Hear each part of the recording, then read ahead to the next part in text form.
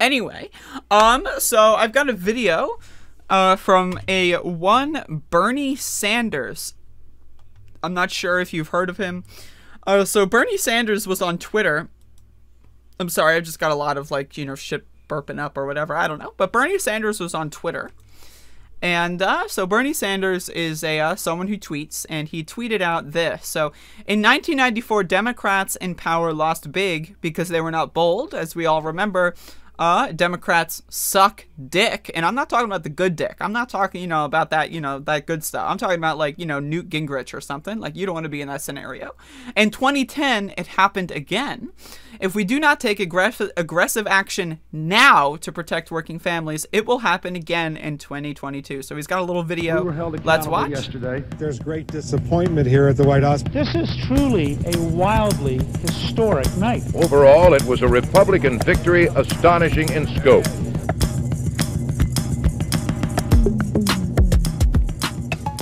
Pennsylvania turned Republican, New York turned Republican, Texas turned Republican. Are the people saying tonight, let's go back to Reaganomics? I really don't think so. For the second time in 2 years, American voters have told Washington, change. If you don't, we will change you. In 1994, they're voting for change again. They're frustrated with the pace of change. I think the mandate is they want action. People around this country looked around at the political landscape and they said, who's that? We got a Democrat in the White House, we got Democrats in the Senate, we got Democrats in the House, and you know what?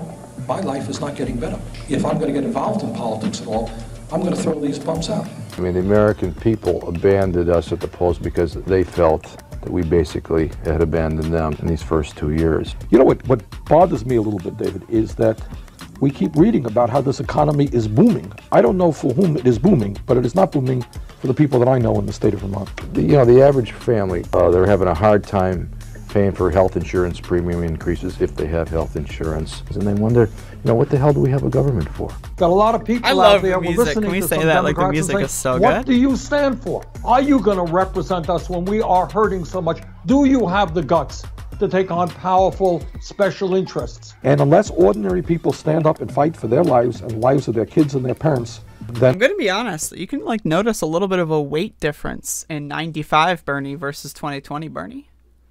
So, like, he feels like, I feel like he lost like a good 30, 40 pounds. I don't know. It's very interesting. We're going to be in trouble. Maybe the problem is that the working class of this country did not perceive that you were prepared to stand up and fight for them. In other words, at this particular moment in history, Congress is going to have to rise up and be extremely bold in addressing the major crises facing working families and the middle class. And I intend to be very active in that process. So anyway, Bernie Sanders going in on Twitter. I love when he posts these little videos that are super cool. And then I can just, like, watch the videos, and that's free content for my channel. But again, Bernie Sanders has a very salient point, of course. I could just sit here and play the video and not provide any commentary. But then again, I'm a narcissist, so I have to add my own layer, right?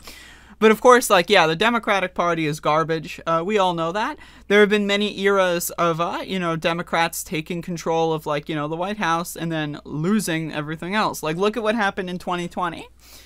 Democrats did take the White House, but they lost a fuckload everywhere else because no one likes either party. That's kind of the scenario that we're in here. A lot of people have this, again, throw the bums out attitude, which is basically vote against the incumbent at all costs, right? There's a lot of people that have that attitude.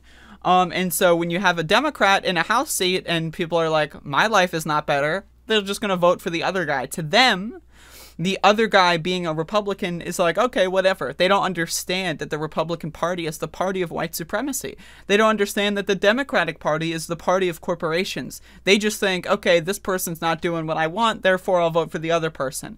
So that's kind of the attitude that a lot of Americans have, and sometimes that allows people to win elections. Sometimes it doesn't. It really does depend on a lot of other factors, right? But again, if we're looking at a situation where Democrats do control Congress, they do control the presidency, right? And they do nothing again, right? The Republicans, they have proven themselves to be extremely good at, being the minority. They're really good at being the victim. They're really good at kind of making everyone else seem like they're the problem.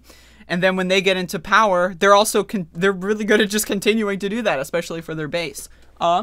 So again, the Democrats really need to kind of step this shit up, otherwise they're going to go into the gone zone.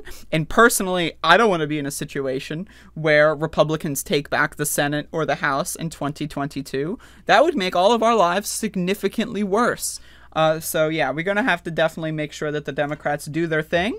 Call your representatives, call your senators, especially if you're in Georgia. Call those motherfuckers on a daily basis. You need to have Warnock and Ossoff on speed dial, motherfucker. You need to be calling those people like 4 times a day. And you need to make sure that they do what's right. And that's my little diatribe for that. But yeah, again, we're going to see. The next 6 months is going to define the next 2 years. Honestly, I think the next 6 weeks is going to define the next 2 years. And so let's hope for the best.